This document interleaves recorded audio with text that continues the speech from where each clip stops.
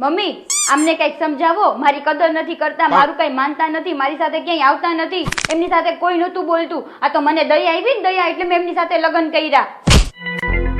દયા કરીને તે લગ્ન તો કર્યા, હવે આખા ગામ ને બાપડા નાના ઉપર દયા આવે છે.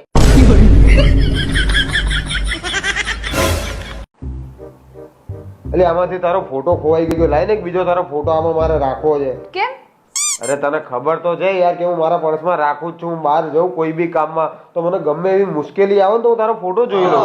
કેમ? મારા ફોટો જોવાથી એટલી બધી પ્રેરણા મળે છે તમને? હા યાર, હું જોઈ લઉં કે આનાથી મોટી મુશ્કેલી શું હોય જીવનમાં. લે જા ફટાફટ પાસપોર્ટ સાઈઝ. હા બોલો ને. થોડું જીરું પડ્યું હતા પણ. ના નથી હો ઘરમાં. અરે ભાભીને પૂછી જુઓ ને, પડ્યું હશે ઘરમાં. અરે તમારે ભાભીને શું તંબુરો ખબર હોય? 2 મહિનાથી રસોડું હું સંભાળું છું. ઓ પ્રિય, તમે આજે શેનું શાક બનાવ્યું છે?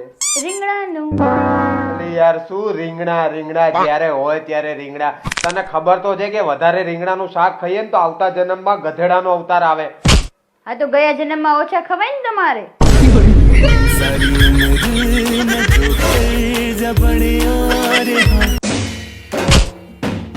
તમે લોટ ક્યાંથી લાવ્યા છો?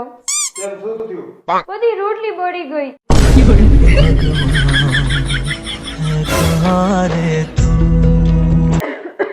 હાલો મમ્મી, આપણે માર્કેટ જતા આવીએ.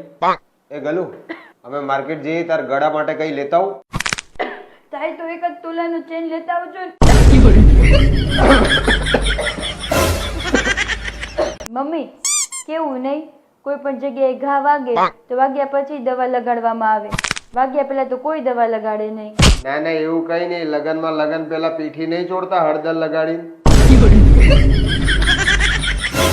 અરેન્જ મેરેજ જ બેસ્ટ હોય. લવ મેરેજ બેસ્ટ હોય. તમને શું ખબર પડે? જામે હવે લવ મેરેજ જો શું હાલતા નીકળ્યા ગમે બોલો છો. ઊભી રહે તો મમ્મી પૂછે, મમ્મી લવ મેરેજ બેસ્ટ કે અરેન્જ મેરેજ? કારેલું બાફીને ખાવ કે તળીને ખાવ, અંતે તો કડવું જ લાગે. તમે જાઓ બાજુવાળા બાપડાની હેલ્પ કરો. એક પડોશીએ બીજા પડોશીની હેલ્પ કરવી જ જોઈએ. હા, અમે પડોશીની મદદ તો કરીએ, પણ ભૂલે ચૂકે કોઈ દી અમારાથી પડોશનની મદદ થઈ ગઈ તો આકર વિકર થઈ જાય હે તું.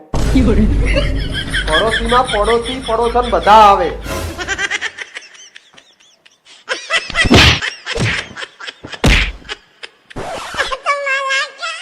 ખાલી વાત થઈ છે.